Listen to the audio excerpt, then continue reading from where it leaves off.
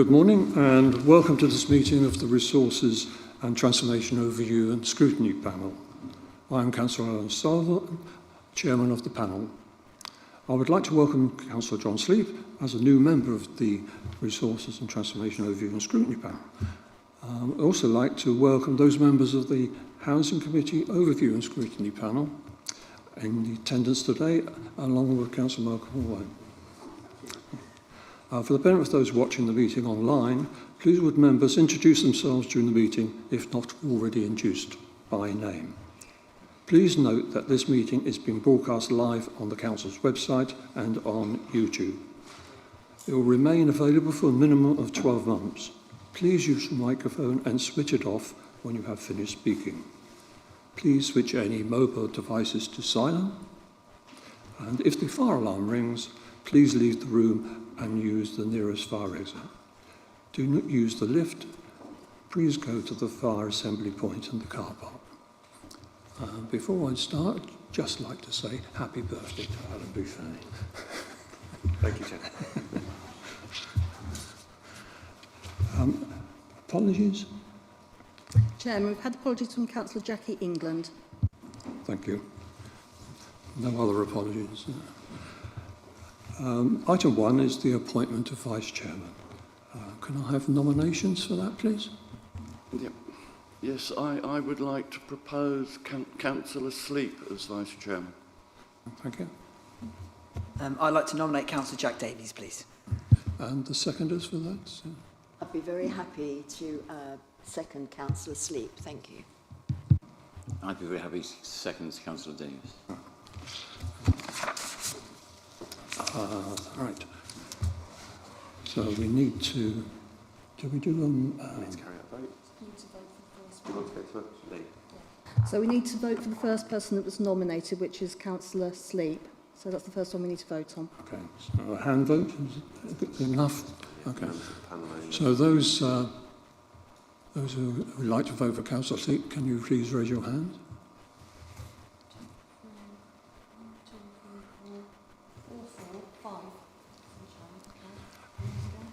Okay, and those against?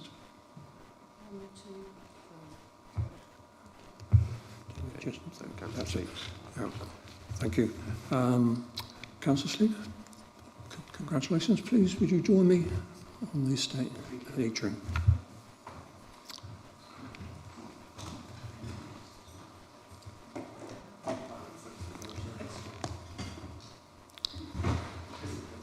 Item 2 is, members, can you please approve the minutes of the meeting held on the 18th of September 2025?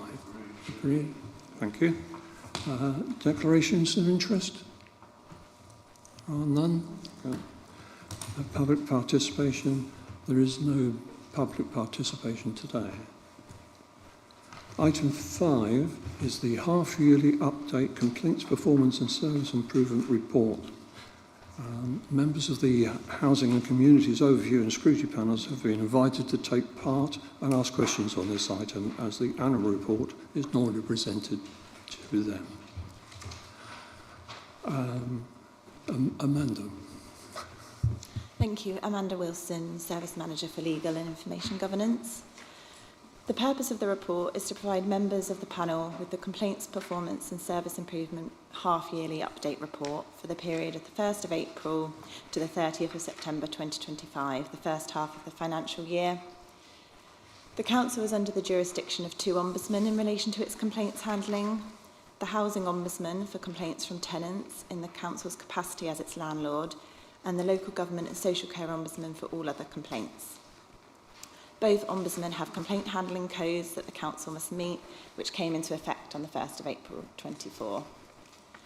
The panel's covering report sets out the requirements for self-assessments, annual reporting, compliance and scrutiny in relation to the Council's complaints handling in accordance with the requirements of the codes.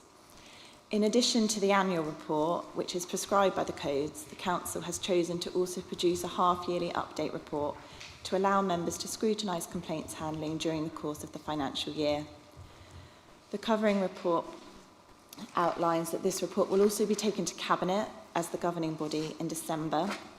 Members of the Housing and Communities panel have also been invited to this meeting due to their interest in the housing elements of the report, particularly where it covers complaints made to the council in its capacity as the landlord. I specifically draw members' attention to the sections of the half-yearly reports as follows. Section 5, which covers an overview of all complaints received, complaint findings, themes, stages and timescales. Section 6, which covers the overview of tenant complaints, and Section 8, which covers Ombudsman decisions and confirms that no complaints have been upheld and there have been no findings of maladministration in the period covered by the report. The report also includes examples where complaints have not been accepted in accordance with the Council's complaints procedure, as well as service requests that have been logged by the complaints team.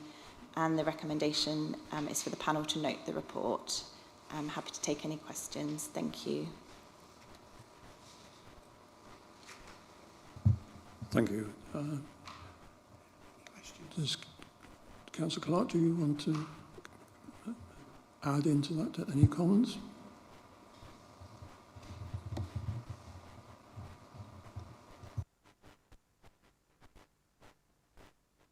If you want to make any comments, no? Councillor Wade? Alex Wade, Hive Central. Thank you, Amanda. I remember that when we discussed about the annual one, we said that it was important to clarify the difference between the waste collection, which will have a disparity on the reports. Understandably, it's a new service.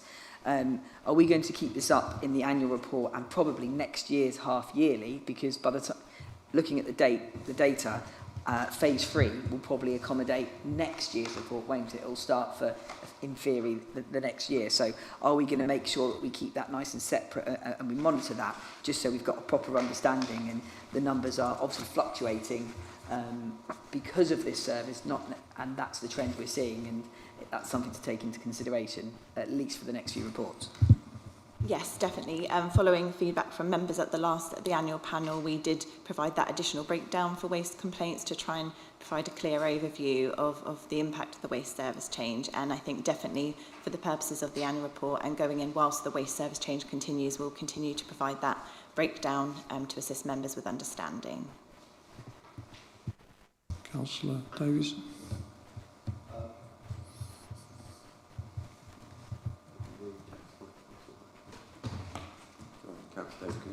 Will I hear you, Jack? No, for the live stream.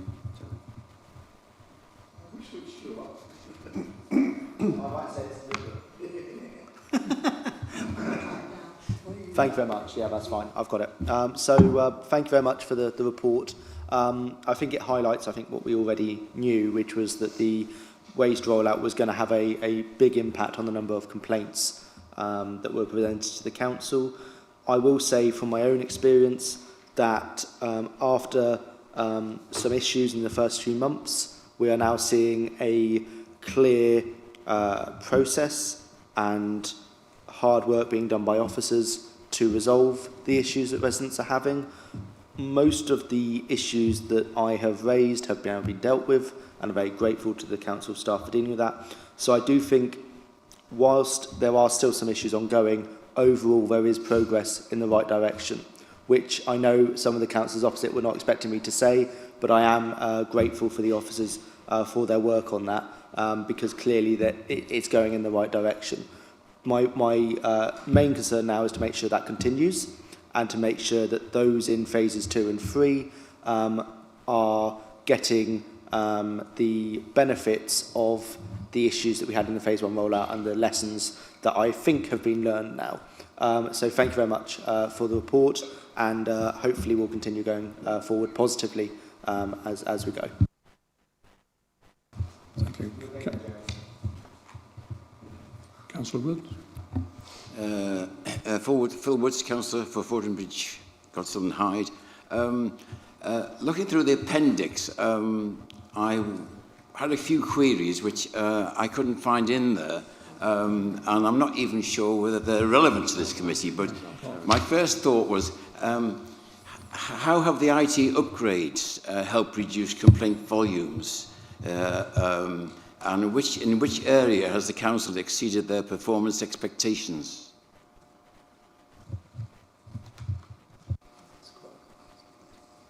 I'm not really sure I have an update in relation to how ICT upgrades have helped improve complaints performance. Obviously, all of the council's changes to ICT systems are all there to facilitate the council's delivery of the services, but I don't have any specific figures in relation to the impact of that on complaints.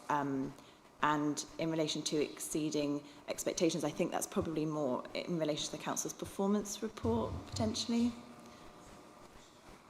Okay. My second question was, is there any evidence where service improvements has been seen to reduce costs? Again, I don't have those, any figures in relation to that to hand, in relation to the report. Sorry, do you want to come in on that? Yes, so Becky Drummond, Assistant Director for Transformation. So in response to your first query about technology changes, so the planned implementation for NetCall, you'll get an update on shortly. And that's the system that will deal with both telephony and our CRM system. So we absolutely expect that to be making some really significant changes and giving our residents benefits to that whole process, their whole customer experience. We're not quite there yet, but I know in terms of behind the scenes work has been going on to look at the processes and to update some of the forms to report complaints. So I've not got the information in terms of what difference that's made at that stage, but it's something that we can look into. The second question was about... One was how have IT upgrades helped reduce complaint volumes? Yeah. So that's the one that we'll look at and we'll start monitoring when we implement the new system, and part of that implementation of the new system will also be monitoring some of those efficiencies. So where we're delivering significant benefits in terms of residents, capacity savings for our staff in terms of efficiencies as well. And my third question was, what are the Council's top 3 priorities for improving performance and complaint handling over the next 6 months? So the performance report will be coming back to this panel in January, I think, the next Q2 performance report. And I can specifically ask officers to look at how that links in with complaints handling, so we can report that back to the panel. Thank you. Sorry. Melvin Utley is a co-opted member of the Housing. Melvin Utley, tenant volunteer. I noticed that was an upward trend, which is quite concerning to tenants. Firstly, there's an upward trend in the nature of complaints, and if you take out the resident element, the tenant complaints seem to be on an upward trend. And there's 3 factors which would be of concern, and I've got personal experience within 2 of them. Firstly, poor communications. We seem to be very bad communicators when there's an issue with a tenant.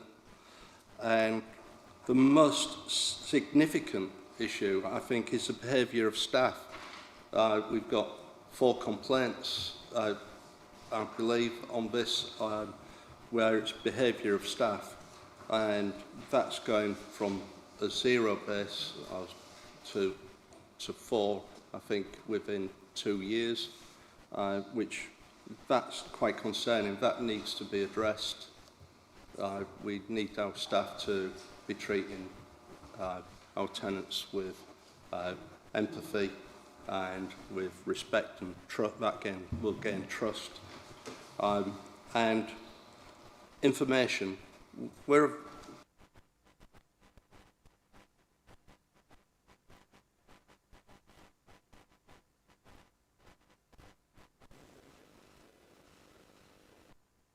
Excuse me, could you put the microphone on, please? If information is failing, we need to know what area it's failing in, so we can address this. And lastly, would it be possible for me to have copies, redacted copies of the 4 complaints of the behaviour of staff, so that we can take this to the tenant involvement group to see if there's any recommendations we could make to address this issue going forward. Thank you. Thank you. I think the key areas you've raised are really important, and the complaints team will continue to support the housing service with making sure there is definitely learning from complaints, which is the key thing, making sure we're utilising the complaints that have been made, learning from them, and then seeing through those service improvements. And I know the housing service are really committed to doing that. In relation to having redacted copies of the complaints, that's certainly something I can take back and consider in liaison with housing and the tenancy engagement group, because I know that they are looking to bring redacted versions of complaints so that members of that group can scrutinise them and look at how they've been dealt with throughout the process. So we can definitely take forward that suggestion in relation to looking where they've particularly raised staff conduct issues. Yeah, thank you very much. Councillor Clark, do you want to come in? Yeah, just to respond there. Melvin joined our panel as a tenant representative, and I think that's been a positive step forward. And I'm pleased to see Melvin sitting beside me today because it shows that we are taking the whole issue of how we look at our housing stock and our tenants very seriously. And a lot of new policies are being put into or updated and put into effect. But it's also, I think, part of the positive steps that we're taking to see that the complaints are responded to by having Melvin here today and having him on the panel, where he can actually look at it from the perspective of tenants, which of course is a very positive thing. And he's quite right to highlight the issues as a tenant which are of concern to him.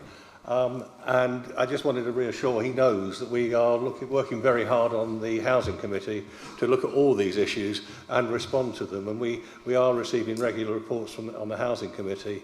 And although every complaint is something we take seriously and try to respond to, I think if you look at the overall housing numbers that we have and the actual number of complaints that come through on housing, we are still doing a good job. And I know Melvin, he's nodding beside me. I know he's going to agree with that. But this is an important part of the process where we receive the figures, look at them, and as Melvin has said, where we can look at the opportunity to respond and actually get better.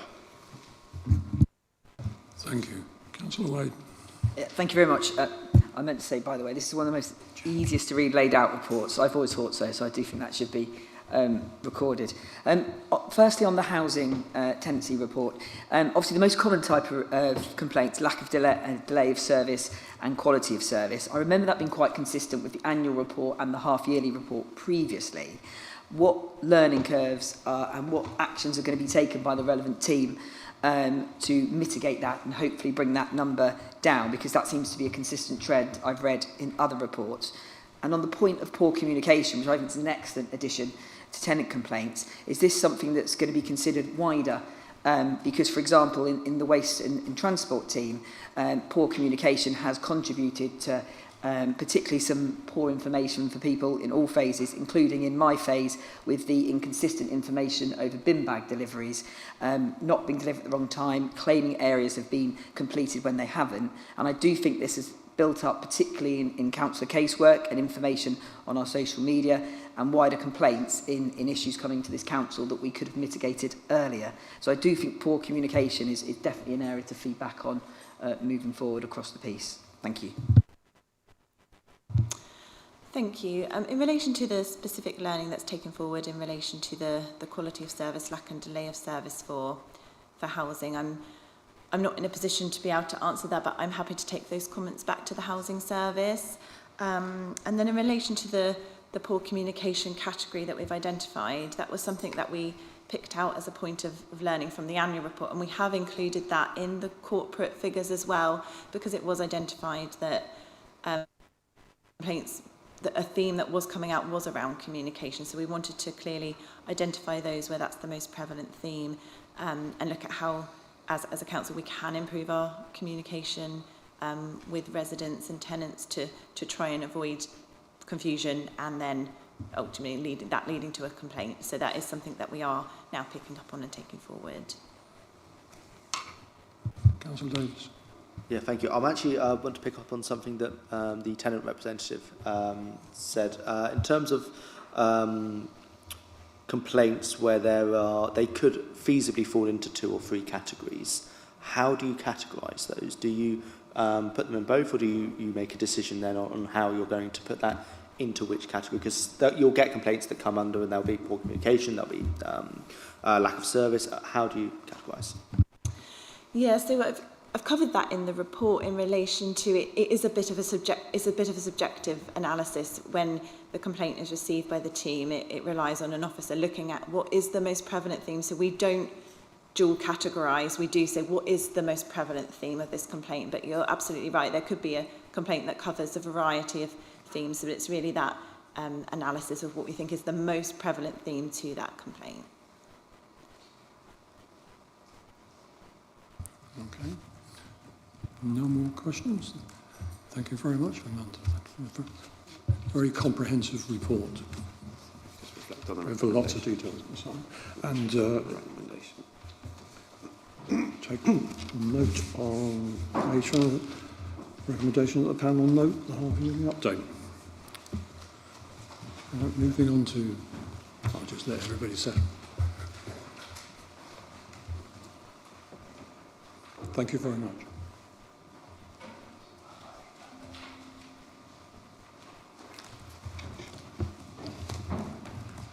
Right, moving on to item 6, which is the transformation programme update. I believe you're doing that, Ingrid. Thank you, Chair. Good morning, everyone. Ingrid Archer, Transformation and Improvement Manager. So I have an update this morning for you on our transformation programme, which is moving ahead at pace. Namely, this morning we'll be updating you on our strategic asset management plan, our NetCall system, which is our new customer contact centre and customer relationship management system, and the transformation programme overall, so covering some elements in housing and across the other work we're doing. To start, we have our strategic asset management project, which has moved ahead at a really good pace. So John Cooper did present to this panel a number of months ago the pillars that he had designed around how to move this work activity forward. And we've taken those pillars now and developed a programme plan and a roadmap to make sure that we're clear on the activity that we want to conduct over the next 24 months. My team have been supporting this work, and we are looking for additional project support in the operational area, but it won't hamper our activity. So currently we have our reporting and governance tools in place, this being an example of that, so we're able to regularly report at our board on how progress is being made. The Asset Challenge Framework document suite, the scorecard and e-form, is out for testing, and officer recommendations for public convenience improvements have been put forward. So next steps for this area of the work is to agree the Asset Challenge Framework once that's been tested, begin mapping usage requirements, as we'll be providing a technology solution as part of this project to make sure that we're able to monitor and report on our corporate assets work, and work up scope for the public convenience programme. And across the bottom of the slide there, you can see that we've described the pillars which really cover each stream of work that this programme will be delivering across. Moving to MVP for our customer contact centre and our NetCall product, we wanted to describe to you this morning the real impact that everyone will see when this goes live in January, and hopefully cover off some of the questions that we know that we've had from you around how our customers will specifically benefit. So at the end of January, we'll be switching on our new contact centre and our customer relationship management system. And what that will mean is that anyone who wants to speak to us can still phone any of the numbers they have saved in their phones or on a fridge magnet or saved in a diary at home. But it will all be directed through one route into the council, which will allow us to start immediately collecting data and reporting on the quality of our service and what our customers need for us, and shape our services accordingly. And for our customers, what it will mean is that they can tell us over the phone with intelligent voice recognition why they're calling and be automatically routed to the right part of the organisation. Currently, we get several hundred calls, sometimes daily or weekly, which need to be manually rerouted through our contact centre, who then are really just acting as a switchboard. So a good example of how we can make immediate efficiency savings and start releasing capacity to do more detailed work with vulnerable customer groups and not so much manual work moving people around because of failure demand. So our first milestone in January really gets those building blocks in place, make sure our routing is right and delivers immediate results for customers. And then in April, what we will seek to do is provide a front door, a portal, so our housing customers can come into their own accounts through that main front door and be able to book and monitor repairs, report things, challenge things and chase things, which is a great deal of work that we do at the moment.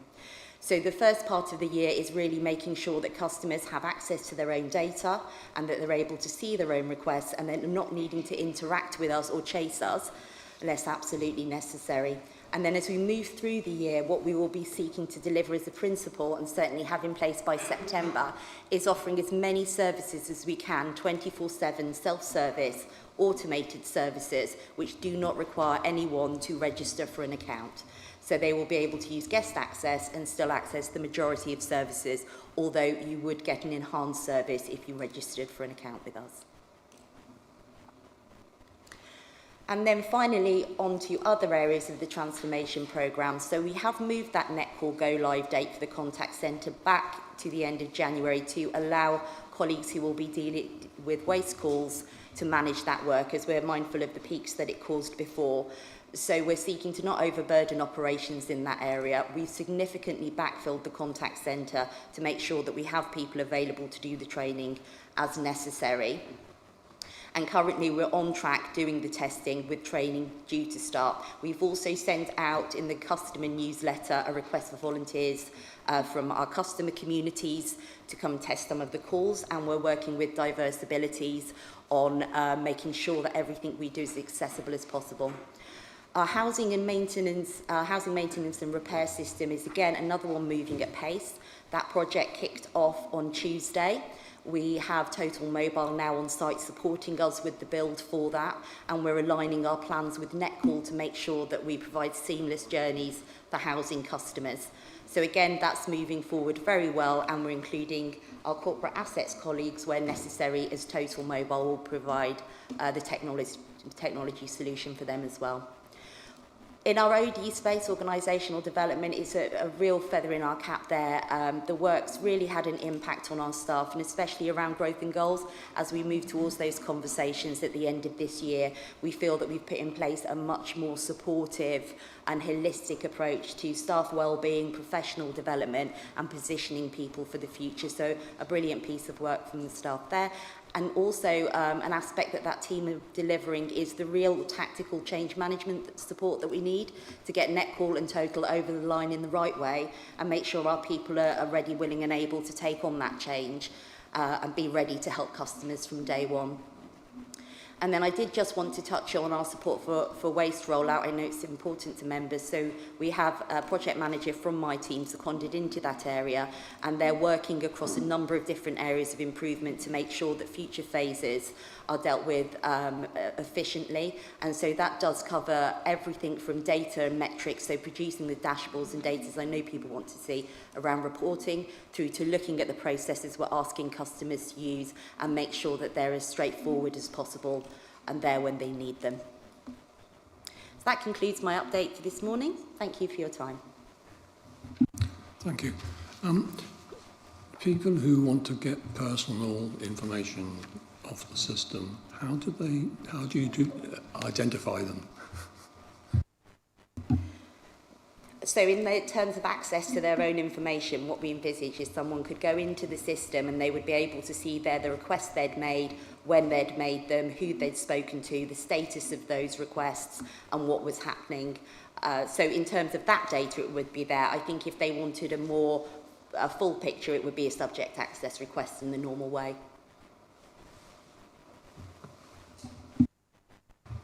Thank you. So I note in the monthly achievements section, you say there's been officer recommendations for public convenience improvements. I think that should probably include councillor recommendations as well. I've been asking for New Street toilets in Lymington to be refurbished for quite some time. And I was wondering, when will councillors get to see the officer recommendations? How can councillors contribute their own recommendations? And when can I expect New Street toilets to be refurbished?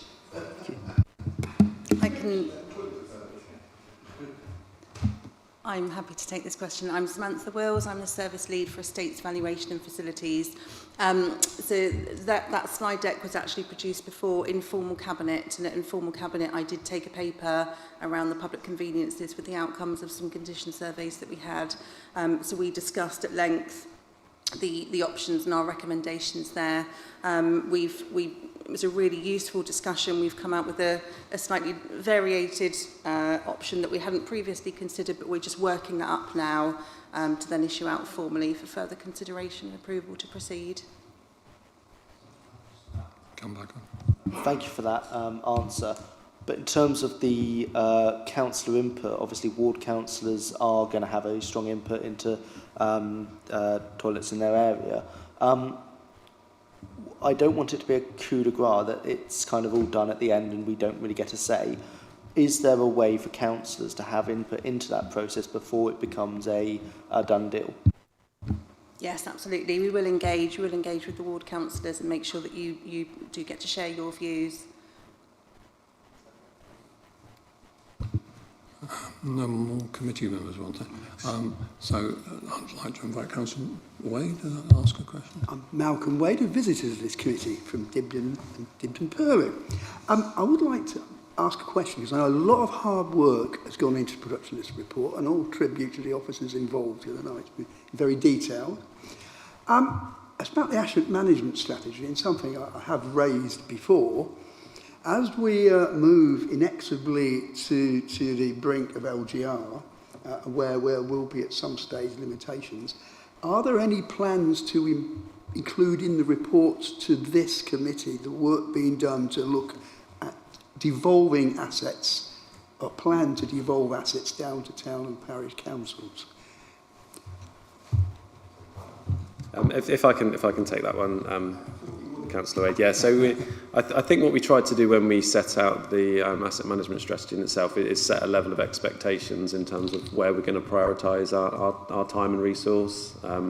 So at the moment, as I say, the priority is to go through a deep dive data exercise to get our assets, data and background information all in order. We are then looking at prioritising the public convenience maintenance programme.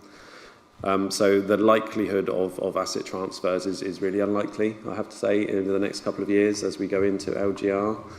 That's not to say, though, that if there are some, a very small number of particular opportunities, again, when we set out the strategy itself, there was a steer from the administration in terms of potentially highlighting areas of open space recreation that might be suitable for transfer to town and parishes.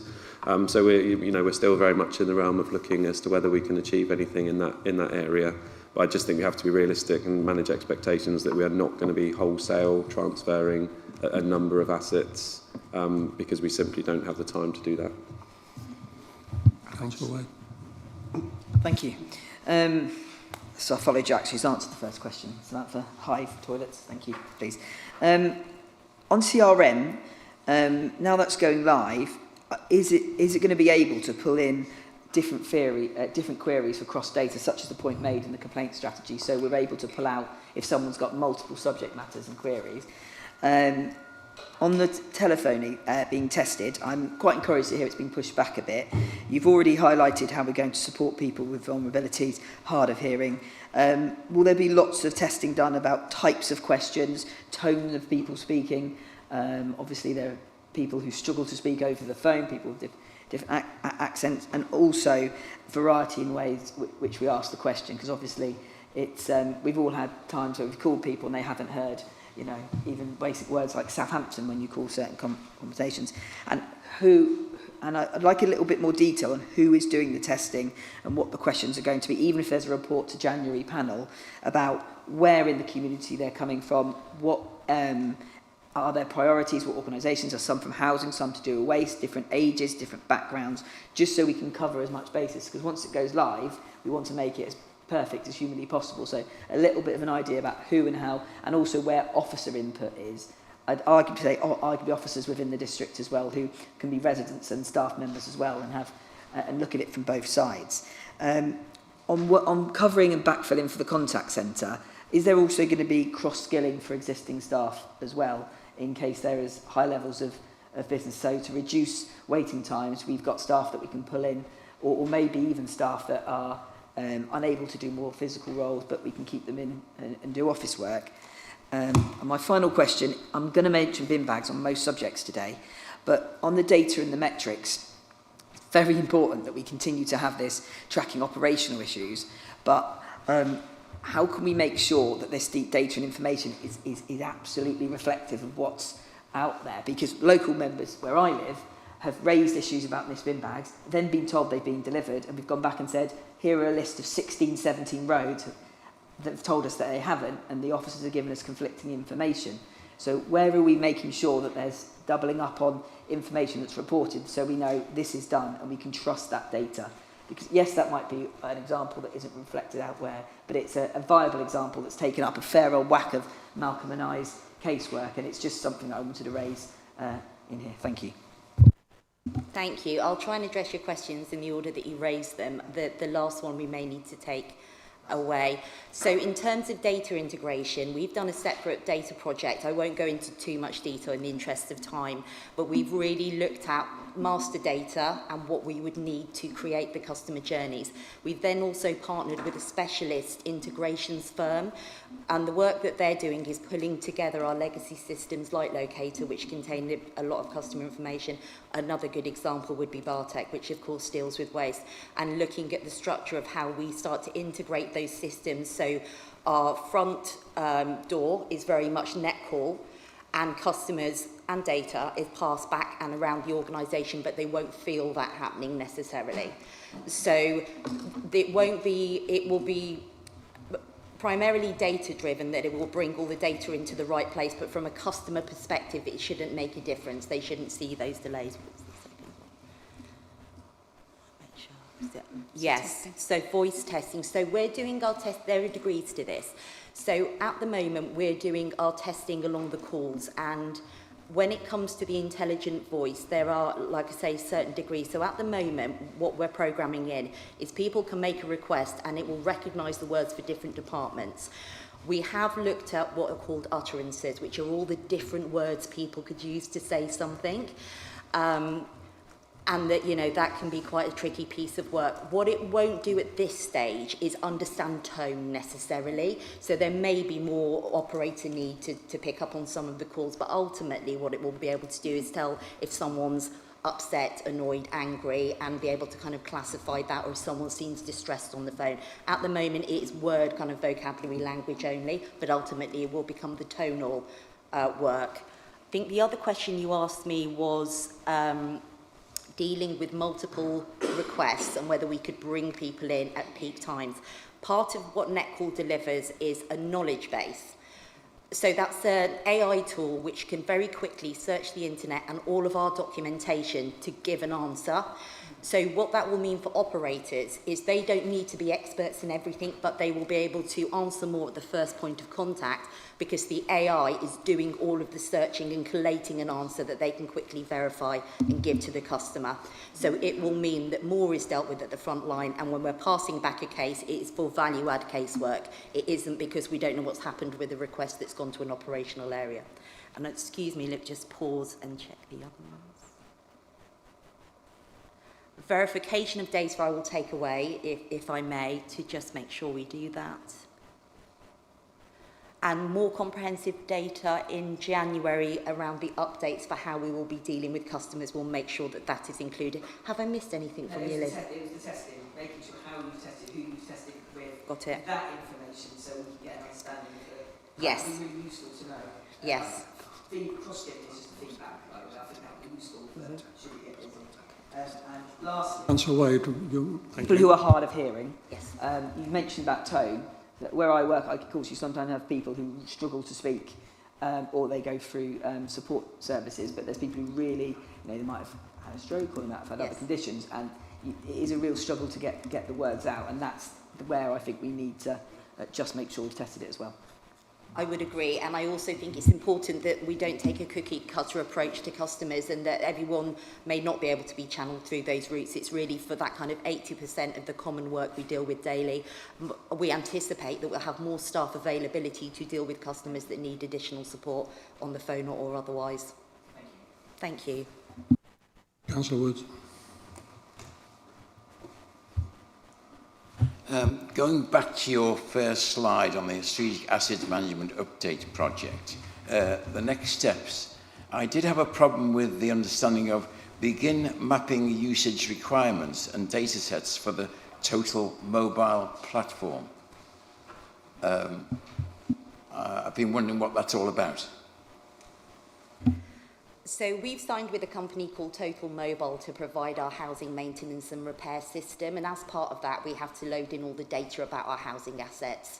So we had a look at that technology and worked with our team in corporate assets, and they felt that that technology package would also help them to monitor data, to monitor the work that they're doing. So although they are separate operational areas, for the purpose of that technology we've brought everyone together as we've recognised that the Total Mobile solution can provide a really good opportunity for our corporate assets team alongside our housing teams.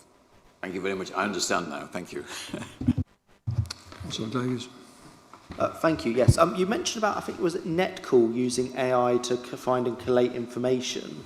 Now, you might consider me a bit of a Luddite, but that does slightly concern me because I don't entirely trust AI to find the truthful information. How do you propose making sure that the information that is found and collated by artificial intelligence is correct and that our officers are not inadvertently misleading our residents? So we have a very narrow constraints around what we're asking that AI to search. So it's not really the same as a generative engine like ChatGPT that looks across the internet but will also give you an opinion. It is an opinion based. We very much pointed it at our internal information, the information available on our website.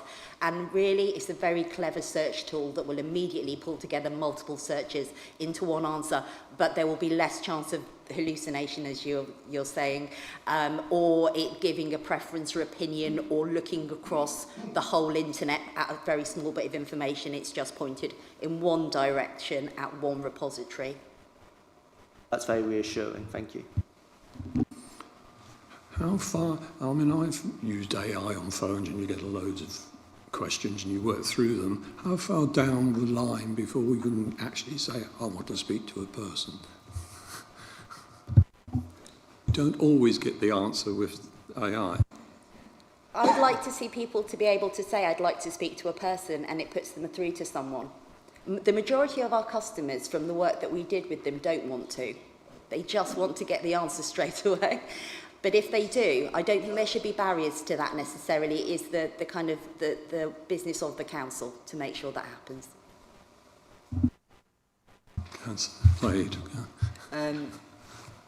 Very quick question. I'm guessing once this goes live, it will be 24. In theory, it could be 24/7. Obviously, not going through to someone, and that's the key. Is people wanting that answer at Saturday at 6:45 before Strictly. So that's what I can see as being an asset. Should it work? And you see the amount of queries that go on online, and it might even reduce our poor social media team having to respond to everything as well. So I see that as an asset. I do take on board the other comments, but if it works, and I would say the key thing for us is getting feedback from residents a couple of months in and just check it's working. But that's an asset. Thank you. That looks forward to seeing the next report and seeing how successful the switchover has been at the end of the year. Thank you very much. Yes, Becky? Thank you, Chairman. Just one quick comment from me and sort of an invitation really to panel members. I think it would be quite useful for us to arrange a bit more of a detailed briefing and perhaps a demo of the new system. So if panel would like that to happen, we can arrange that early in the new year. Thank you very much, Becky.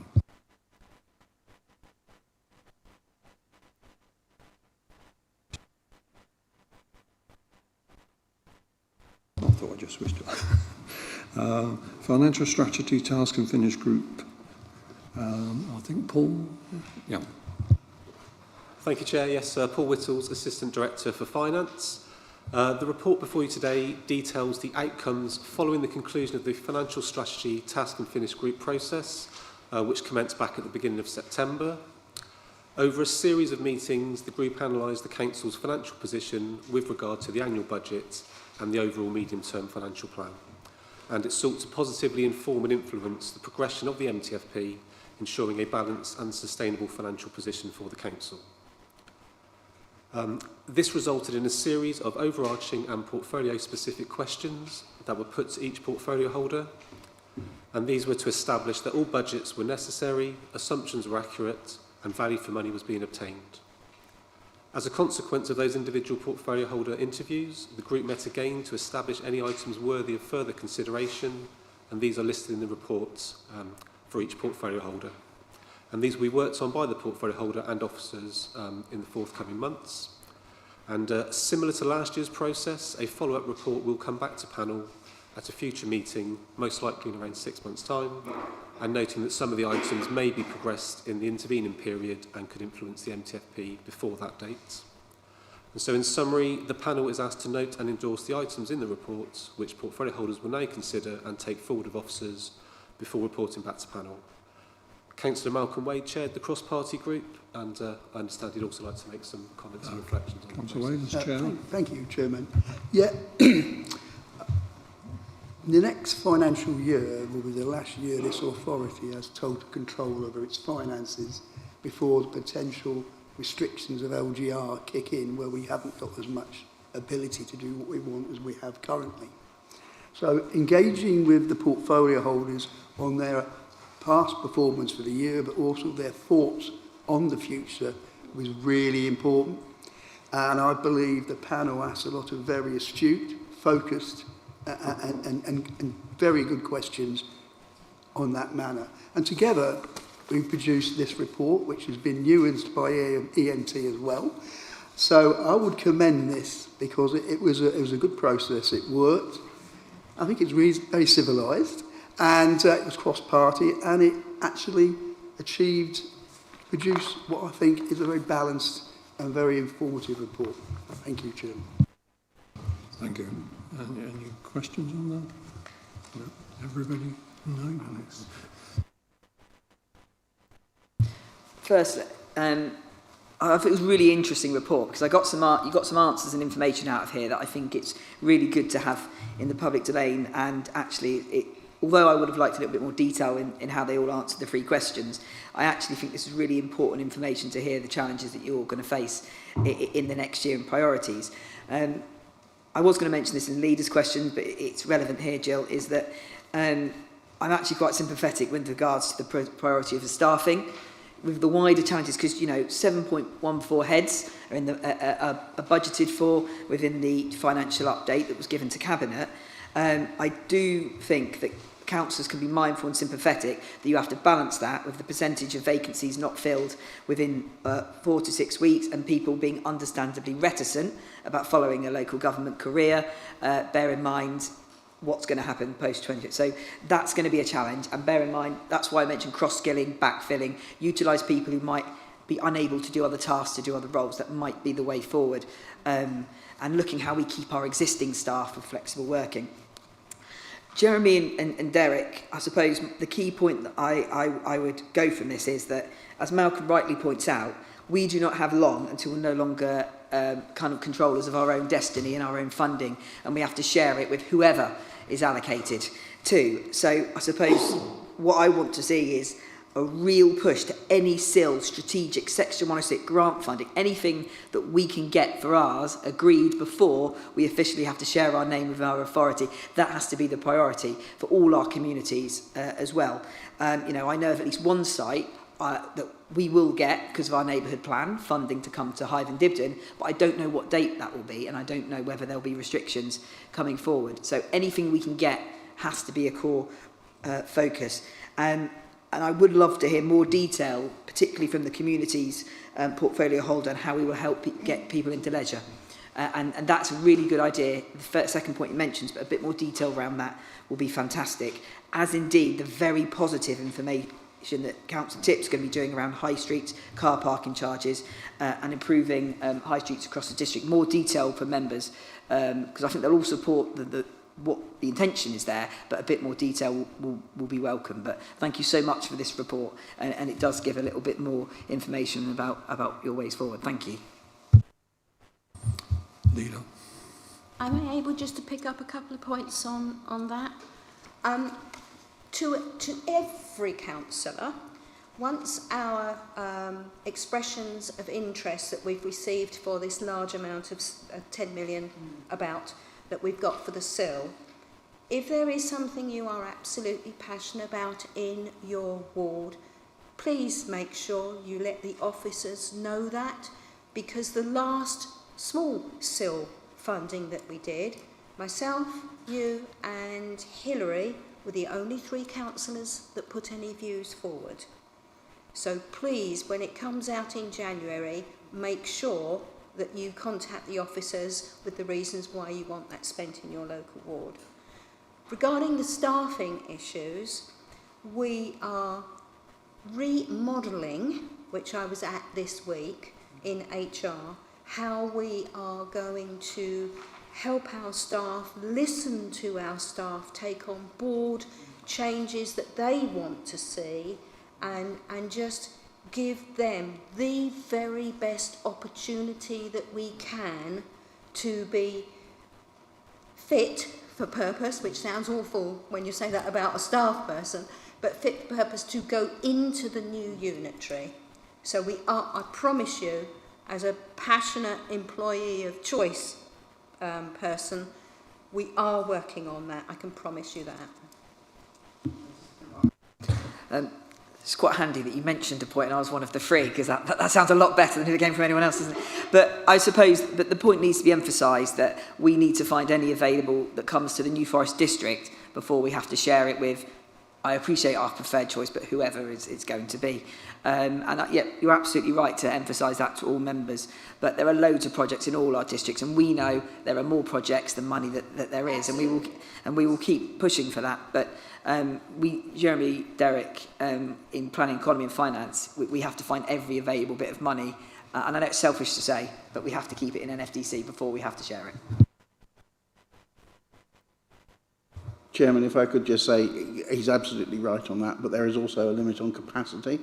LGR is giving an awful lot of work to our officers on top of it, and there is a capacity issue whenever you come up with these projects, even looking at something like the toilets refurbishing, which is we're keen to push through.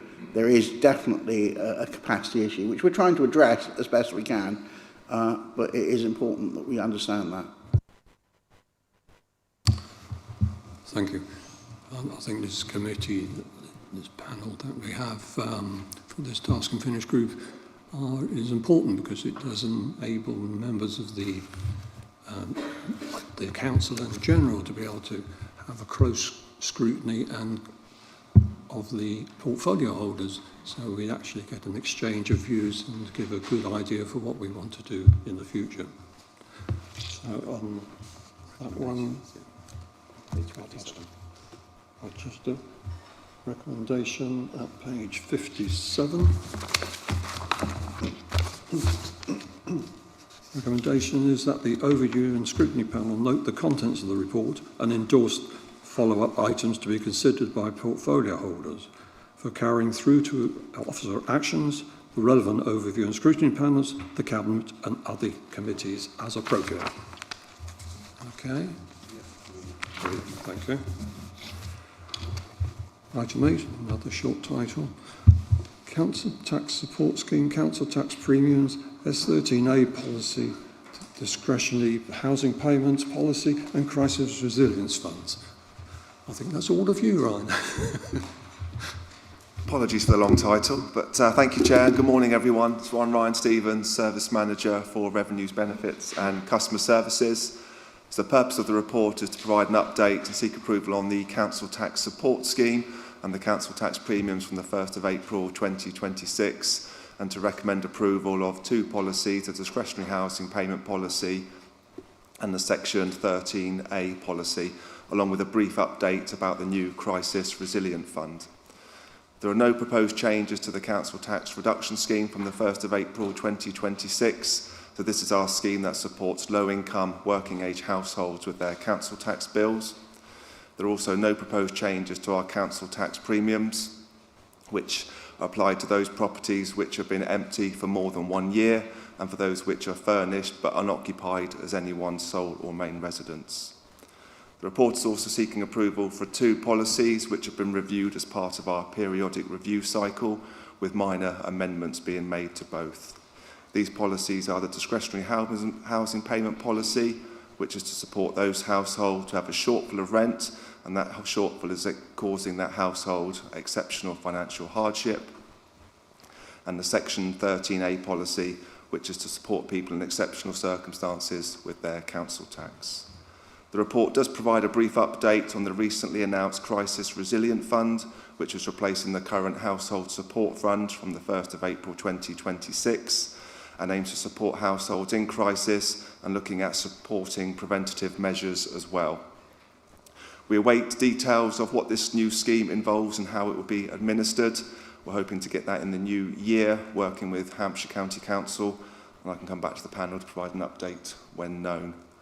Happy to take any questions. Thank you, Chair. Thank you. How about the 100% reduction from 2 years to 1 year? Has that had much effect or little effect? More properties obviously subject to the premium as the period is shorter. So we have seen an increase in that. That's about the only effect, obviously the additional council tax income resulting from that. Councillor Harvey. Thank you. Yeah, I have one comment and 2 questions. The first is that under item council tax reduction scheme, paragraph 5, you note that the Task and Finish group conducted a thorough review of the scheme, and I'd just like to note that the recommendation of that Task and Finish group was not fully implemented. My questions come up under council tax premiums, that's para 8, and I wonder what the definition of periodically occupied is when you charge 100% premium. I'd just like a definition of that. Second question is this new Crisis Resilience Fund, and I think from reading the report that does not apply to so-called second homes, so that if there is a flood or whatever, if the home is a second home, even though it's occupied and is being used, there would be no support under that fund. I'd like a response on those 2, please. Yeah, the flood is referring to the Section 13A policy, not the Crisis Resilient Fund, and that's where the government mandate the discount where there is a flood, and you're quite right, it doesn't apply to second homes, so that's mandated by government. And your question about being periodically occupied, again, there's no specific definition of that. We have to look at what is someone's sole or main residence and looking at all the factors, all the circumstances. There are case law to support how you define that, but again, it's each case on its own merit looking into that. Thank you. Councillor Wade. My first question is just, I don't know the answer to this one, is it mentions about flood recovery as a way of, in 5.4, about being able to get discount on council tax if you're impacted by flooding in your home. Why is there flood and not an equivalent for people whose housing are unlivable due to fire or even other incidences like maybe a car driving into it and making it unlivable? I just would have thought, why is it particularly flooding? And secondly, with the Crisis Resilience Fund, what can we do appropriately to make sure that council and councillors is advocating it across the community so it's all spent, as I understand that we cannot carry it over year on year? Thank you. In answer to your first question, the flood is the only scenario that the government have legislated for. They haven't legislated for any other scenarios, i.e. fire, but there is also the Section 13A policy that councils can use in certain circumstances. So flood is the only thing that the government have legislated and mandated. The Crisis Resilience Fund, as I said, we don't know the details yet. As soon as we know the details, we will proactively work with our partners, both internally, externally, and with Hampshire County Council. Every penny we've had in the seven now, different household support funds, we've managed to allocate 100%. We work extremely proactively with our partners, Citizens Advice, local charities, organisations, use our own data, our own information. When customers contact us, we always promote schemes, go to the hubs to promote it. So we make sure that any discretionary funding that we have is always 100% spent. So you can rest assured any funding we do get will be fully distributed. Thank you very much, Ryan. It's good to know that we're doing the best that we possibly can for our residents. Right. Recommendation is that the Resource and Transformation Review and Scrutiny Panel recommend to Cabinet 1. The current council tax reduction scheme continues from the 1st of April 26 with no proposed changes.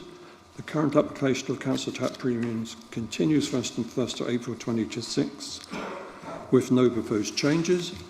3. Yes, 13A1C policy is approved, and 4. The discretionary housing payments policy be approved.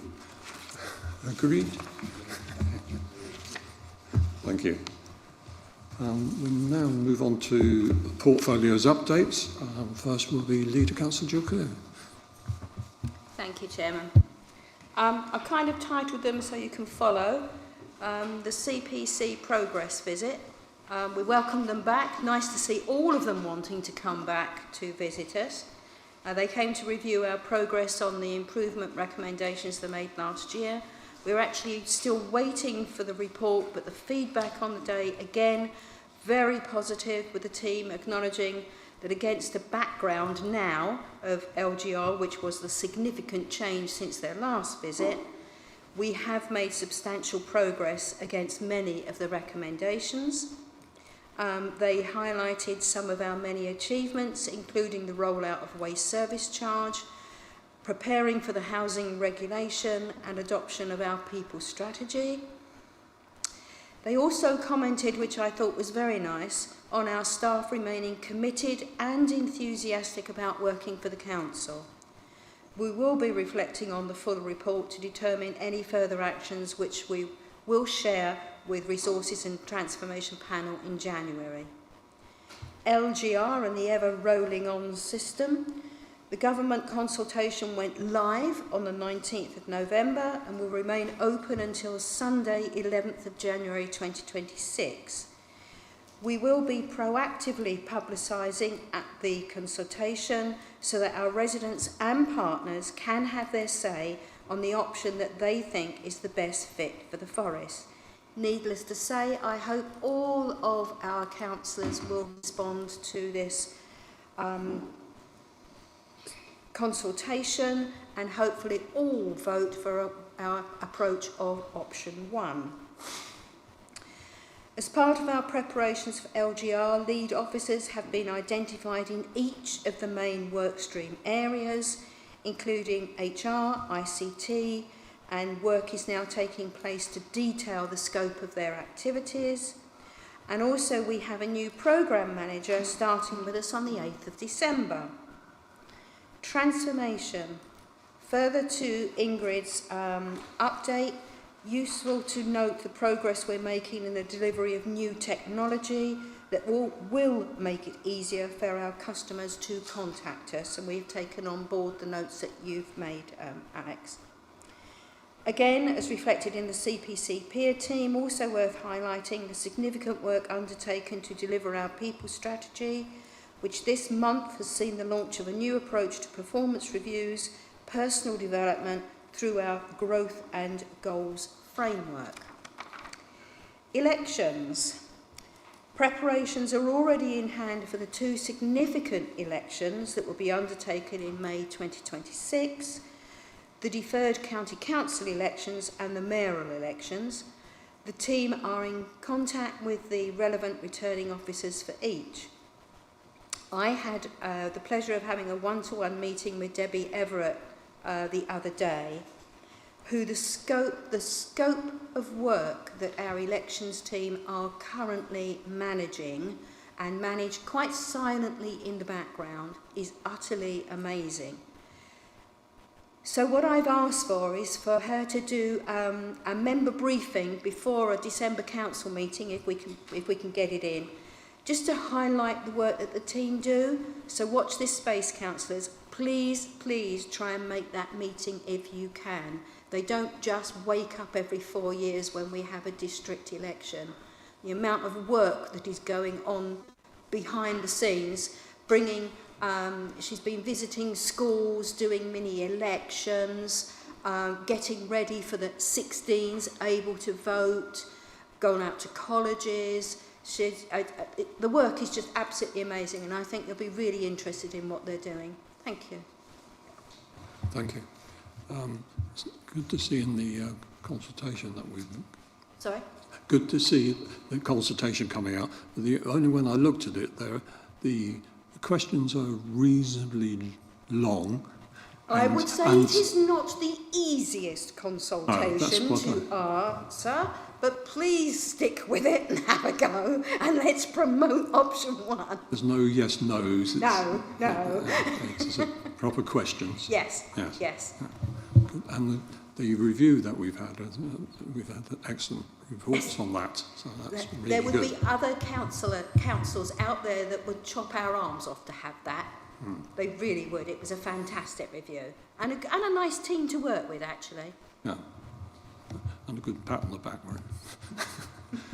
Any questions? No? In which case I'll move to Councillor Jerry Heron, the Portfolio for Finance.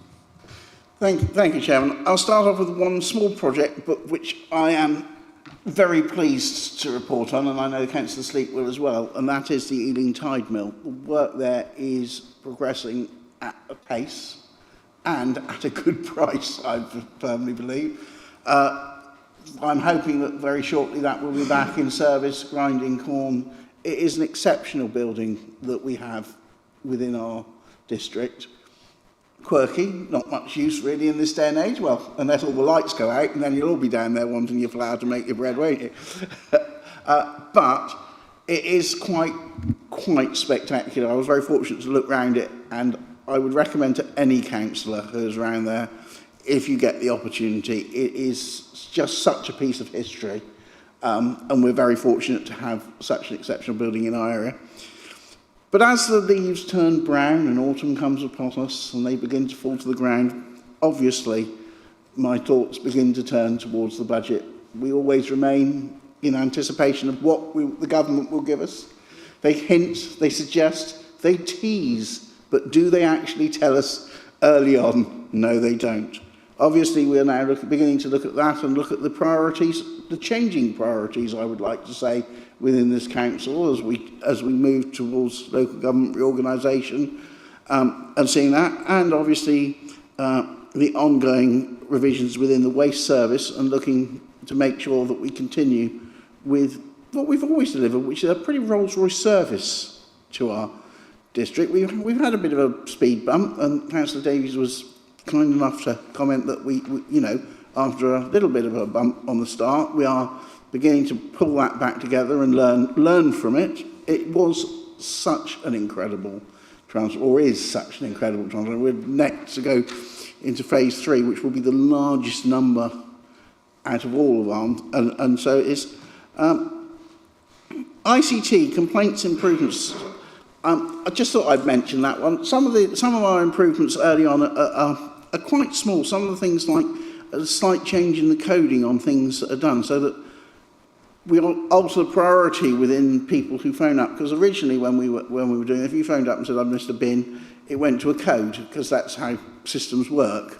If we failed again, unfortunately it went to the same code. There was no uplift in that. What we've done is we've raised those priorities, trying to make it even better. Consequence being that we are dealing with it. Our call times are coming down to within 1 minute nowadays, and all emails answered by the end of the day. So, you know, we really have improved vastly on that by adding improved tweaks to the service and an improved number of people on it are dealing with it. Then we come to the rollout of Netcall. I just made a comment, note when you were talking about that. Obviously, we've delayed that till the end of January. It doesn't understand tone, so sarcasm isn't going to work. Please make sure that your constituents are aware of that. If they go, "It is a really, really good service," the machine will believe them. Toilet upgrades.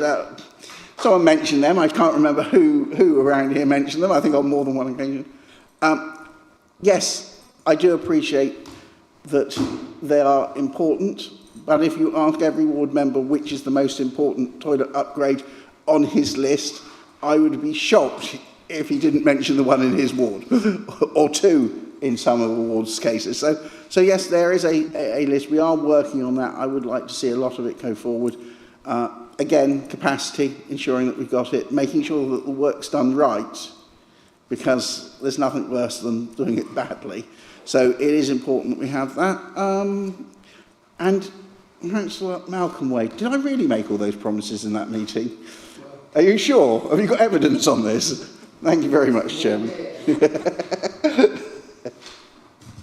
Considering the form of Rachel Reeves, I wouldn't count your money until you actually got it in your hand. Any other questions? Yes, Councillor Wade. Firstly, I just want to, as you're the portfolio holder for it, I think you should be very proud of some of the teams that report into you. The reports, particularly from Ingrid and Amanda, excellent, and it should be passed on to their teams. You know, how they're presented and the answers given here. So, you know, you've got a lot of teams who come in and give really good answers to the councillors. Thank you. We are very fortunate in our staff. Credit to the teams. I just want to I do believe falls on to you, so I apologise if not. But looking at Apple Tree property lettings and the Platinum Jubilee Park, I just wondered, obviously LGR being the giant distraction that it is it very much a case that we are just treading lightly on this? As I do know with wider challenges, but obviously, you know, I don't think we've invested since June 23 in any new properties in Apple Tree lettings, and we've still not completed the Jubilee Park. Is there any scope for looking at partner agencies or local authorities or other organisations for using some of those empty units, or even on short-term lets? Because I know that one thing that I think I've mentioned to officers before is that there are sometimes places that want to rent a unit for seasonal, such as a Christmas or a summer, or even something unusual like an escape room, which can't, you know, once it's done, most people will use it, but something that we could have sort of short 3 months lets for. Is that something that's been considered, perhaps? Right. On the Apple Tree holding side of it, the simple thing is that we have stopped purchasing simply because the money, the figures don't stand up, because the return on invested money is proving so good at the moment. So whereas beforehand it was a better investment to put it into property, it is a commercial activity effectively within the district. It does supply housing, which is brilliant. It's got two prongs. It does create capital growth as well on the quiet, but primarily it was a way of making our money work harder for us, and at the moment it's working very hard out there in the other world. So that is why that has effectively come to a hold. The same reason why we haven't expanded on our commercial size in purchase and growth. Again, the money is performing too well to warrant that. We are doing very well in our letting of the properties. The Apple Tree holding, we've got one vacancy, but there was one issue, but that was a single issue on a single house. But because of the numbers, it swings them quite heavily. On far as our commercial property is concerned, letting is going exceedingly well. I'm hoping that all units will be 100% let. If they haven't actually achieved that, I haven't had an update on that one. Recently, we were very close to it. My one stumbling block on that is the office space. And yes, we would listen to anyone who comes. I mean, within the marketing, we are looking at it, whether it would work for anything to get it out there and get it let. It's the one, it was a difficult decision. We designed it with office blocks prior to COVID. The world changed over COVID. We had a very difficult decision to make. Did we halt the whole process, go back to the beginning, start again changing the planning application, or did we push forward? We took the decision that we would push forward. I still think, on balance, the return that we've got, because we got it built earlier, finished, and that lot, was still the right decision, even if I've got an office block that is a little harder to move than I perhaps would have liked it to be. Oh, thank you. It's fair. Thank you. Thank you to both of you. Moving on to item 10, which is the work programme, which you have in front of you. I believe, Paul, you want to add to that? Yes, thank you, Chair. A couple of items, please. The capital strategy for 26-27 will need to come to the January panel, as will the asset maintenance and replacement programme and general fund capital programme, also for 26-27. Thank you. Everybody's happy with that? Yeah, that's fine. I haven't got any other items. Thank you very much for attending.